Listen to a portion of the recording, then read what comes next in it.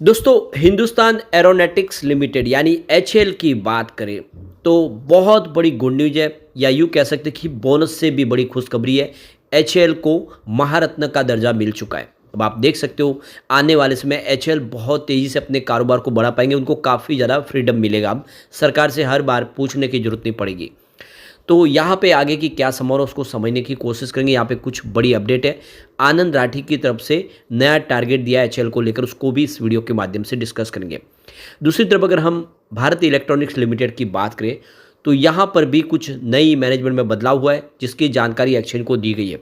अब देख सकते हो कि बीएल लिमिटेड जो काफ़ी मजबूती से अपने बिजनेस को आगे बढ़ा रहे, ग्लोबल मार्केट में भी तेज़ी से अपने कारोबार को आगे बढ़ा रहे, क्या आने वाले समय एक शानदार रिटर्न दे सकता है। सितंबर के म्यूचुअल फंड के और शेयर होल्डिंग पैटर्न हमारे सामने आ चुका है। क्या कहते हैं आंकड़े, वो भी जानने की कोशिश करेंगे इस वीडियो के माध्यम से। लेकिन फ्रेंड्स, उससे पहले अगर आप पहली बार हमारे चैनल पे आए तो चैनल को सब्सक्राइब कर दीजिए, एक बेल आइकॉन दबा दीजिए ताकि जब भी नया वीडियो बने पहला नोटिफिकेशन आपको मिले। वीडियो पसंद आए तो लाइक से ज़रूर कीजिए। चलो फ्रेंड्स, वीडियो स्टार्ट करते हैं। मैं हूँ आपका दोस्त एस बी दवे और हमारे अपने चैनल ऑनलाइन कमाई में आपका बहुत बहुत स्वागत है। तो सबसे पहले एचएएल के कारोबार की बात करें तो आज 4574 पर क्लोजिंग थी। 1.48% की शानदार तेजी देखने को मिली। बाजार में आज गिरावट का माहौल था, उसके बावजूद भी बेहतर प्रदर्शन किया क्योंकि अब महारत्न, तो अब देख लो कि महारत्न का दर्जा मिल चुका है। तो भारत सरकार ने डिफेंस सेक्टर की प्रमुख कंपनी हिंदुस्तान एरोनॉटिक्स लिमिटेड को महारत्न का दर्जा दे दिया है।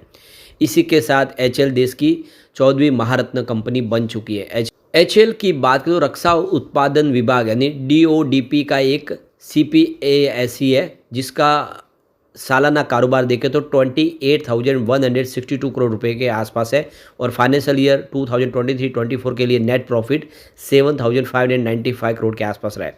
कंपनी भारत के डिफेंस सेक्टर की एक महत्वपूर्ण कंपनी है और इस खबर के बाद आप देख सकते हो कि इसका असर भी पॉजिटिव आज देखने को मिला। तो डिपार्टमेंट ऑफ पब्लिक इंटरप्राइजेस ने सोशल मीडिया प्लेटफॉर्म एक्स पर इसकी जानकारी दी है और वित्त मंत्री ने हिंदुस्तान एरोनॉटिक्स लिमिटेड को देश की आप देखिए 14वें नंबर की महारत्न कंपनी घोषित की है। जो पहले नवरत्न थी, इसको महारत्न का दर्जा मिल चुका है, यानी अपग्रेड हुई है रेटिंग। अब आप देखिए, इस प्रस्ताव को मंत्रालय के बीच बनी कमेटी की पहले से ही मंजूरी मिल गई थी। महारत्न कंपनियों को कामकाज से जुड़े फैसले लेने में कुछ विशेष अधिकार मिलते हैं, जिनसे उनके फैसले लेने की रफ्तार तेज होती है और कंपनी की ग्रोथ भी बढ़ती है। तो एचएएल से पहले जो महारत्न कंपनी है उसमें आप देखें तो आपको सबसे ऊपर भेल दिखाई देगा। इसके बाद में BPCL, Coal India, GAIL, HPCL, Indian Oil, NTPC, ONGC, Power Grid, इसके अलावा स्टील अथॉरिटी ऑफ इंडिया यानी सेल और ऑयल इंडिया और पीएफसी, ये कंपनियों को पहले से ही महारत्न का दर्जा हासिल है और ये देश की अब देखेंगे 14वें नंबर की महारत्न कंपनी बन चुकी है। अब इसकी परफॉर्मेंस देखें तो बीते 6 महीनों में इसने 25% का पॉजिटिव रिटर्न दिया है। एक साल के हिसाब से देखो 57% का इसने पॉजिटिव रिटर्न दिया है और बीते एक साल में 127% का पॉजिटिव रिटर्न है। पिछले 2 साल में देखें तो 275% का इसने शानदार रिटर्न दिया है और 3 साल में देखें तो 551% का बम्पर रिटर्न दिया है। हालांकि बीते एक महीने में स्टॉक में 3% की गिरावट हुई है और 3 महीनों के हिसाब से देखें तो 20% की गिरावट हुई है, क्योंकि आप देख दो कि ऑल टाइम हाई इसका 5,675 के आसपास था। वहाँ से अब इसमें करेक्शन आया और सभी पीएसयू स्टॉक नीचे है प्रॉफिट बुकिंग की वजह से। इसका 52 वीक का जो लो है वो 1767 के आसपास है। इसका मार्केट कैप देखें तो 2,97,394 करोड़ के आसपास है, जो काफ़ी शानदार है। अब यहाँ पे एचएएल को लेकर आनंद राठी की तरफ से जिगर एस पटेल ने इसमें खरीदारी की सलाह दी है और उनका कहना है कि आने वाले समय स्टॉक बेहतर प्रदर्शन कर सकता है।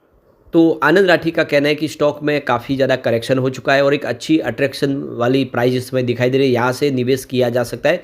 यहाँ से एक बुलिश ट्रेंड दिखाई दे रहा है स्टॉक के अंदर। तो यहाँ पे 4450 से लेकर 4500 के आसपास खरीदारी की सलाह दी है।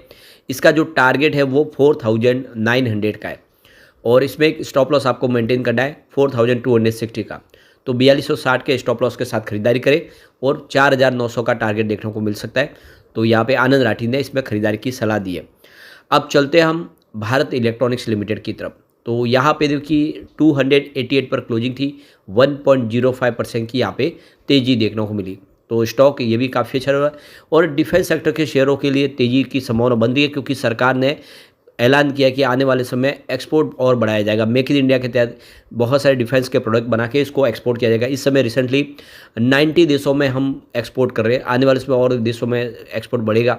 तो इंडिया पहले जो इंपोर्ट करता था डिफेंस के सारे वेपन हो या दूसरे प्रोडक्ट, वो अब सब एक्सपोर्ट किए जा रहे हैं, और इसीलिए बड़ी अपॉर्चुनिटी इस समय भारत इलेक्ट्रॉनिक्स जैसी कंपनी के लिए भी।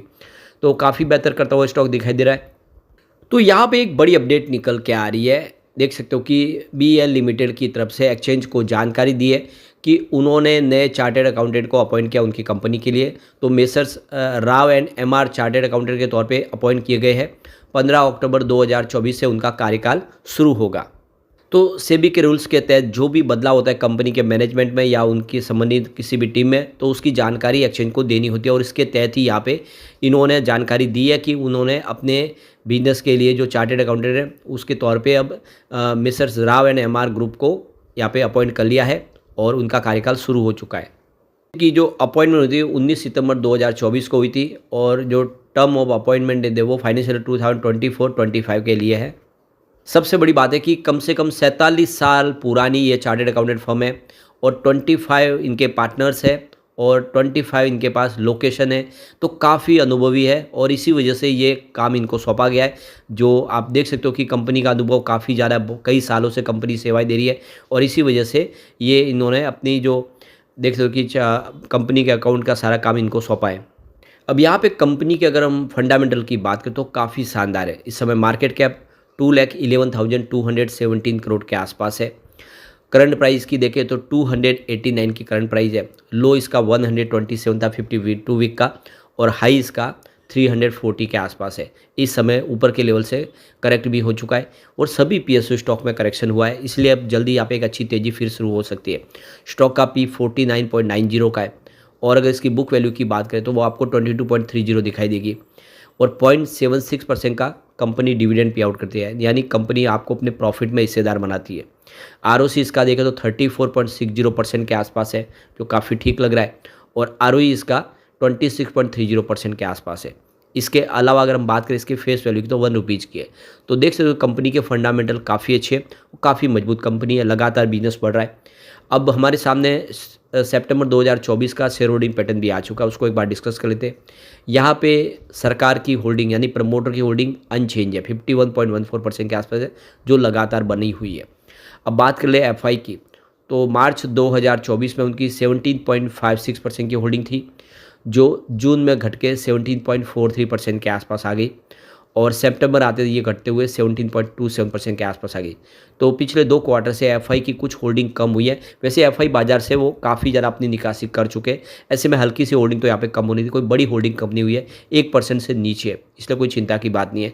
बात डीआई की करें तो 22.63% की होल्डिंग थी मार्च में, जो जून में घट के 20.62% के आसपास आ गई, यानी काफ़ी बड़ी मात्रा में बिकवाली हुई थी डीआई के, यानी बड़े फंड हाउस की जून क्वार्टर में। लेकिन इस बार कोई खास फर्क नहीं पड़ा है, इस बार 20.22% की होल्डिंग है, तो पिछले क्वार्टर के मुकाबले हल्की सी होल्डिंग घटी है। बात करें जनरल पब्लिक की, तो उनकी 8.66% की होल्डिंग थी मार्च क्वार्टर में, जून में बढ़ के ये 10.82% हो गई, और फिलहाल इनकी 11.37% की होल्डिंग है।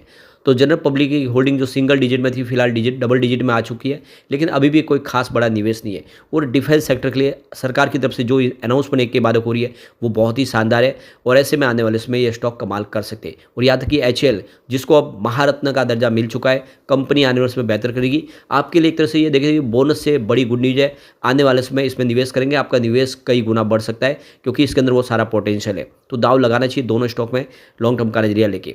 लेकिन फ्रेंड्स, कोई भी इन्वेस्टमेंट करने से पहले अपने फाइनेंशियल एडवाइजर से एडवाइस ले ले, या अपना खुद का रिसर्च करें, क्योंकि मैंने वीडियो आपके एजुकेशनल पर्पज़ के लिए ही बनाया। वीडियो पसंद आए तो लाइक से जरूर कीजिए, और चैनल को सब्सक्राइब कर दीजिए। Thank you friends.